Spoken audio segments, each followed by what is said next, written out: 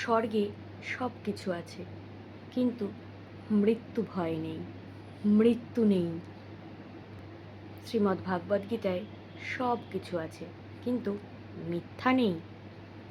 আমাদের জীবনে, এই পৃথিবীতে সব কিছু আছে, কিন্তু সন্তুষ্টি নেই, শান্তি নেই। মানুষের কাছে অনেক কিছু থাকা সত্ত্বেও মানুষের ধৈর্য নেই।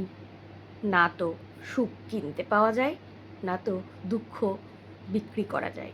দুঃখ কেবলমাত্র ভাগই করা যায়। অঢেল টাকা থাকলেও আপনি সুখ কিনতে পারবেন না, শান্তি কিনতে পারবেন না। হ্যাঁ, অনেকে এখন কমেন্টে বলতে পারে যে অঢেল টাকা থাকলে সব পাওয়া যায়, টাকা থাকলে কিনা পাওয়া যায়। না, টাকা থাকলে আপনি শান্তির ঘুম ঘুমোতে পারবেন না। শান্তি টাকা দিয়ে আসে না। সব কিছুর পরেও মানুষ কর্ম করতেই যায়, মানুষ রোজগারি করতে যায়। কেননা আমাদের কর্মই হচ্ছে আসল জিনিস। আমাদের কর্মই হচ্ছে ধর্ম, কর্মই ধর্ম।